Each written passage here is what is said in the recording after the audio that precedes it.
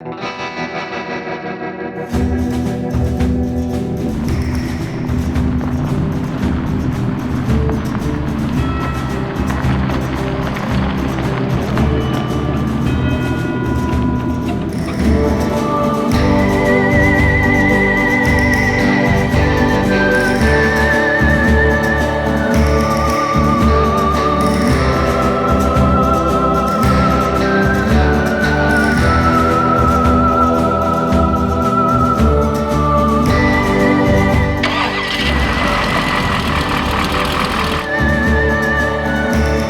gonna take this into the glass and you're gonna push it into the felt over here.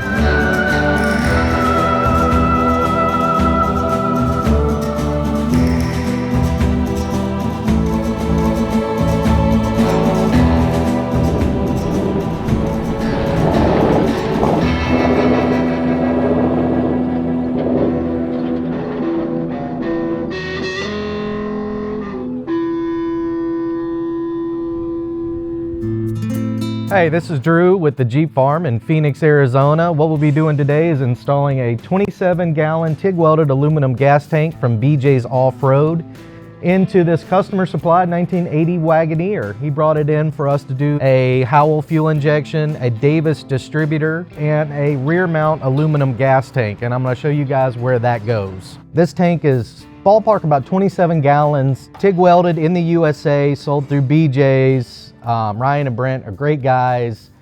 We pretty much buy all our stuff from them on our full-size restorations. As you can see, it comes with a in-tank pump, kind of a GM style pump. Pump options come in a 255 gallon per hour, a 190, and then a throttle body based input. And then that also comes with a new sending unit.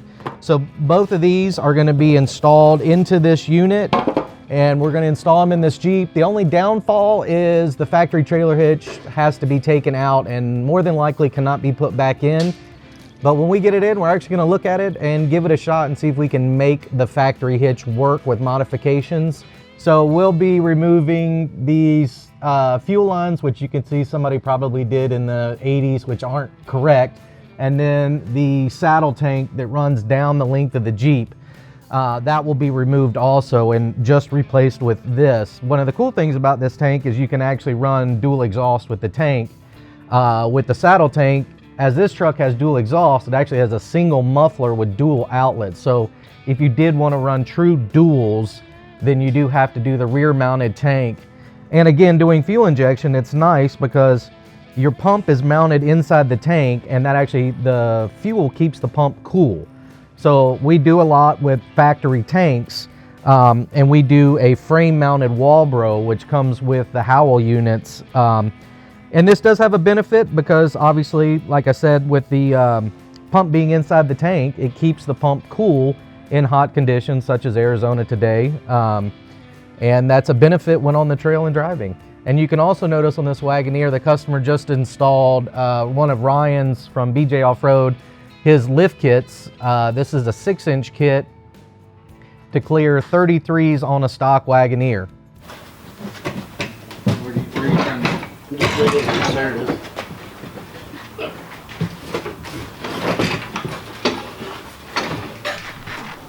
Got it? Yes. It's so common. Every Jeep in here that comes in this shop, we're not really sure what happens over a period of time.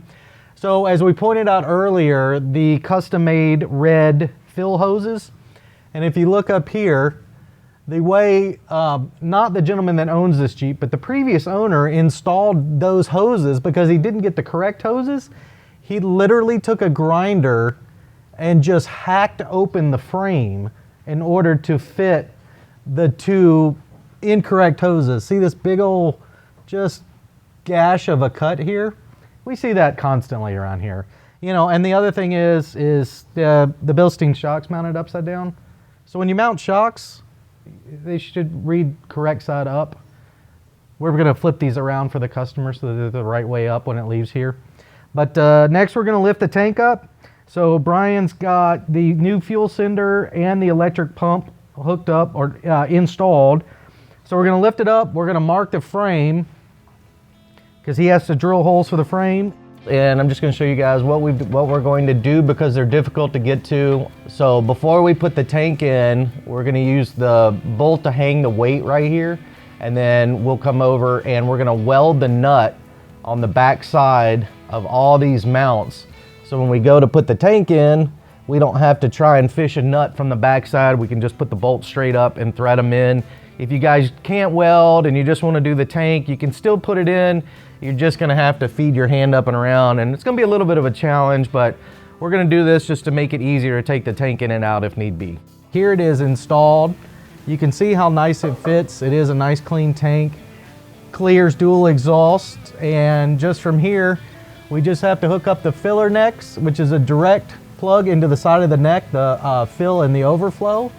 And then we'll put the run the lines up. Since this has an in-tank pump, we'll run the line straight up to the Howell fuel injection and she'll be ready to go. And again, like I said, the nice thing about this is the pump does stay submerged in fuel, which keeps it nice and cool, especially in Arizona.